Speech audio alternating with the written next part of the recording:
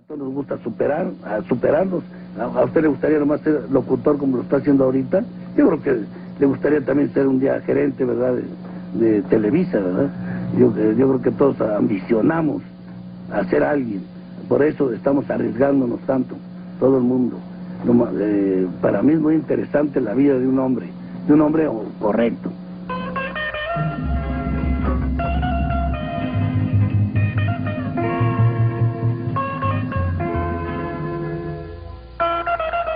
Para 1981, el poder desmedido de Durazo había ocasionado en él delirios de grandeza. Esto fue provocado por el hecho de que López Portillo le permitía casi todos sus caprichos. Durazo llegó a pensar que podía ser nombrado presidente de la República Mexicana por López Portillo dentro de la estructura de poder priista. Sus asesores le recomendaron complementarse con credenciales que le permitieran ocupar el puesto presidencial. ¿Y qué le parecería de doctor honoris causa de algo?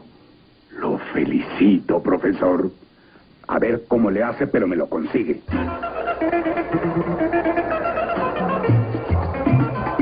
El 4 de febrero de ese mismo año, se le otorgó la toga y el birrete con el título de doctor honoris causa por parte del Tribunal Supremo de Justicia.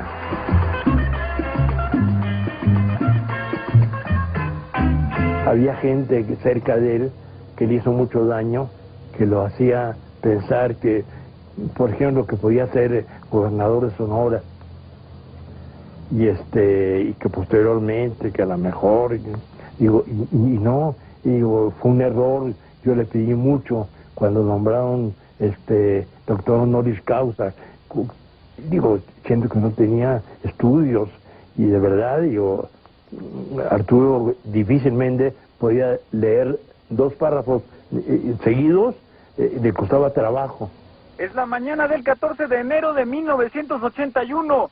Los habitantes de San José Acoculco, municipio de Atotonilco, estado de Hidalgo, han hecho un siniestro descubrimiento. 7 cuerpos en estado de descomposición con claras huellas de tortura salieron a flote en la última compuerta del emisor central del sistema de drenaje profundo a las orillas del río Tula. El reporte forense indicó que estos hombres presentaban quemaduras de cigarros y tubos calientes. Varios habían sido castrados e incluso decapitados. Todos presentaban tiro de gracia.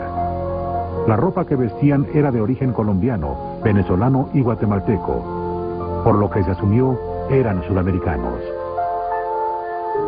Para el 29 de enero sumaban 14 cuerpos en total. Solo 8 habían sido identificados. Los investigadores de la Procuraduría Federal de Justicia tenían 2 hipótesis. Una señalaba la masacre como un ajuste de cuentas entre narcotraficantes. La otra, una ejecución de migrantes sudamericanos. Debido a la complejidad y violencia del caso, el ministro mexicano de Justicia pide ayuda a la Interpol. Inmediatamente, en un movimiento que estaba fuera de su competencia directa, Durazo atrae el caso para ser investigado por la DIPD. Sahagún Baca ofrece su apoyo a la madre de una de las víctimas y cubre los gastos funerarios.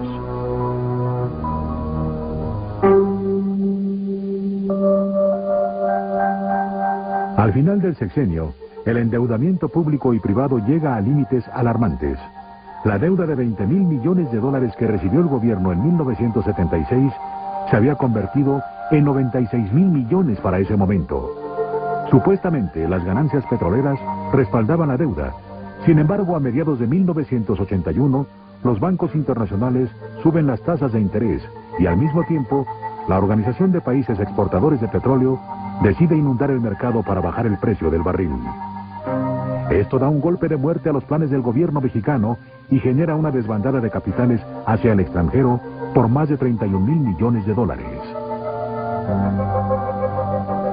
Contrario a sus principios, José López Portillo se ve obligado a devaluar el peso y de 26 pesos por dólar pasa hasta 100. Entre lágrimas, López Portillo acepta públicamente sus errores, amenaza con divulgar una lista de los sacadólares y lanza un decreto para nacionalizar la banca y controlar el mercado cambiario. Tenemos que detener la injusticia del proceso perverso fuga de capitales, devaluación, inflación que daña a todo, especialmente al trabajador, al empleo y a las empresas que lo generan. Estas son nuestras prioridades críticas. Para responder a ellas, he expedido en consecuencia 2 decretos. Uno, que nacionaliza los bancos privados del país.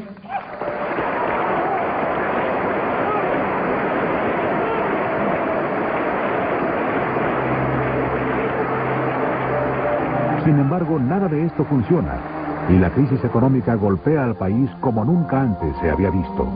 Los escándalos de corrupción y nepotismo de sus colaboradores inundan los medios. Un ejemplo claro es Margarita López Portillo, quien como directora de radio, televisión y cinematografía desmantela la industria cinematográfica nacional y utiliza su poder para satisfacer todo tipo de caprichos personales. Esta situación culmina el 24 de marzo de 1982 con el incendio de la Cineteca Nacional, donde se pierde casi por completo el acervo cinematográfico de la nación.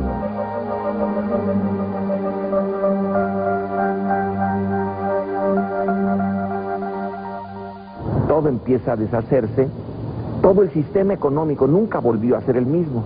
Entonces, Miguel de la Madrid también, frente a los excesos que el petróleo le permitió a López Portillo, excesos enormes, entonces él va a usar esto de la renovación moral. Nos congregamos aquí, frente al Palacio Nacional, desde donde gobierna la Revolución Mexicana. Desde ahí continuará gobernando al país. Para finales de 1982, era claro que la transición del poder se iba a dar de una manera mucho más tensa que el sexenio anterior. La crisis económica y política había obligado al presidente entrante, Miguel de la Madrid, a deshacerse de todo vínculo con el gobierno de López Portillo y hacer de la renovación moral su plataforma de campaña. José López Portillo, habiendo perdido el rumbo, sale de la vida pública y se recluye en la residencia de Los Pinos. Ante esta situación, el poder de Durazo disminuye dramáticamente de un día a otro. Por primera vez, la prensa empieza a atacarlo abiertamente. ¿Es verdad que usted declaró, mi general, que si viviera de sueldo de policía se moriría de hambre? Pues yo creo que sí, ¿verdad? Verdaderamente, no de hambre, no me moriría, porque es un sueldo oneroso.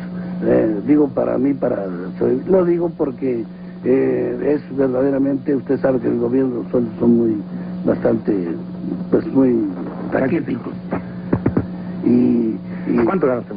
Yo gano 24,000 pesos al mes. Sí, tengo un sobresueldo de 15,000. No le alcanza. Pues más o menos algo, ¿verdad? Yo tengo negocios y me dan intereses en algún dinero que yo tengo. $100, ¿no? No, yo no sí me gustan los dólares como a todo el mundo porque mi gente ha viajado, ¿no? Mis hijos y todo eso que han tenido escuelas fuera de México, como todos los funcionarios y todos los que tienen dinero. ¿Usted cree que con honradez se puede llegar a ser multimillonario como lo esté? Bueno, multimillonario no lo soy. Soy millonario, siempre lo he dicho. Tengo dinero porque, como todo el mundo, ahorita el que tiene ya 2, 3 millones de pesos es millonario. ¿Ha leído usted lo que se ha publicado por ahí acerca de llamemos propiedades que tiene usted y que se considera inexplicable el que las tenga? Bueno, inexplicable es para la gente que no trabaja. Las propiedades de Durazo salen por primera vez a la vista del público. La ostentación del Partenón provoca el repudio de la gente. ¿Y el Partenón de Zihuatanejo, cómo está eso? Bueno, ¿Ese es el Partenón? Eso de Partenón, yo creo que es de risa, ¿no? Se descubre que se apoderó de 20,000 metros cuadrados de terreno, despojando así a ejidatarios y particulares sin indemnizarlos. Se hace saber que nunca contribuyó un centavo de impuestos al municipio de Zihuatanejo y que ni siquiera pagó las licencias de construcción. El presupuesto anual del gobierno local era de 26 millones de pesos. El costo total del Partenón se calculó en 700 millones. En la casa de Zihuatanejo es una casa que hace 6 años la estamos haciendo, desde que estaba en la Procuraduría. Ese terreno se lo compré yo a un amigo mío, entonces comenzamos a hacer la casa de Zihuatanejo. Nomás que la gente, yo no sé, les gusta que vivan uno en cuevas. Toda esa gente que se admira son las peores, porque tienen el dinero escondido, como está pasando ahorita, que luego los asaltan y les quitan ese dinero. Yo no, yo lo tengo a la vista, siempre lo he tenido y me lo estoy ocultando. Yo no sé por qué a la gente le gusta siempre estarse ensañando con la gente de bien. Mi general, ¿no será que hace usted, tal vez, por no esconderlo, demasiada ostentación de sus bienes? Por ejemplo, ese anillo que trae usted no es demasiado ostentoso. Con la opinión pública en su contra y su protector fuera de juego, Durazo pierde el control absoluto del cual gozaba. Incluso se habla de rebeliones dentro de la policía por parte de comandantes vinculados a Miguel de la Madrid. Durazo es forzado a recluirse y mantenerse alejado del escrutinio público. Temeroso de una persecución política o hasta penal, Durazo toma medidas drásticas para protegerse. Destruye documentos de la Dirección de Investigaciones para la Prevención de la Delincuencia y de la Dirección General de Policía y Tránsito.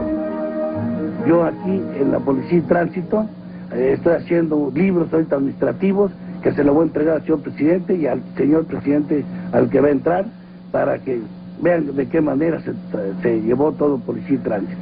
A mí lo que me interesa es dar resultados y que yo aquí se me hagan las auditorías que quieran en Policía y Tránsito. Eso es más interesante, no estar inventando el hilo negro. Establece a su esposa Silvia Garza como propietaria legal de gran parte de sus bienes. Hace movimientos millonarios de sus cuentas en el país a bancos internacionales. Y en una transacción plagada de irregularidades, vende su mansión de la Jusco a un grupo de empresarios, entre ellos Alejo Peralta, sin que exista registro de retribución monetaria alguna. Sí, ciertamente el gobierno de México llevó a cabo toda una investigación internacional a través del sistema financiero mundial para descubrir cuentas del señor Durazo, en paraísos fiscales, en países extranjeros. Nunca las encontraron.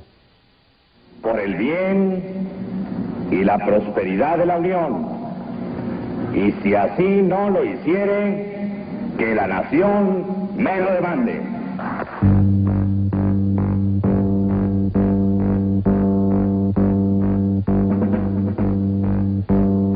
Ya como jefe del Ejecutivo, Miguel de la Madrid disuelve la DIPD, que ya para entonces era un símbolo de corrupción y desprestigio para la policía del Distrito Federal. Sus posibles vínculos con la matanza del río Tula, entre otros cientos de casos de tortura y de narcotráfico, comenzaban a plagar las notas periodísticas y a enardecer a la opinión pública en contra de la policía.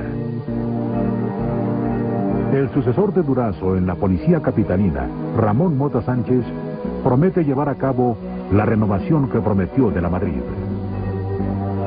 Pues realmente, si no hubiera existido Durazo, habría que mandarlo a hacer, porque le vino de perlas al gobierno de Miguel de la Madrid.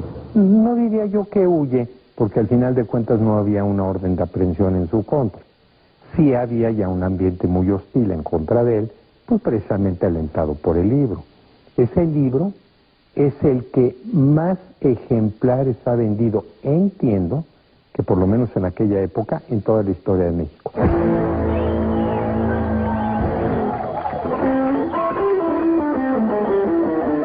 En un acto sorpresivo, José González González publica el libro Lo Negro del Negro. En él expone con lujo de detalle todas las hazañas delictivas y abusivas del negro. Incluso se pone a él mismo en evidencia, confesando haber matado a gente bajo las órdenes de Durazo. El libro se vuelve un éxito instantáneo, vendiendo millones de ejemplares, y por fin logra hacerse rico gracias a Durazo. Yo planté al negro Durazo, yo le puse un buen sablazo. Todo México se entera de lo que pasaba tras puertas cerradas. Durazo, aún protegido en México por las altas esferas del poder, niega las acusaciones e incluso promete, por primera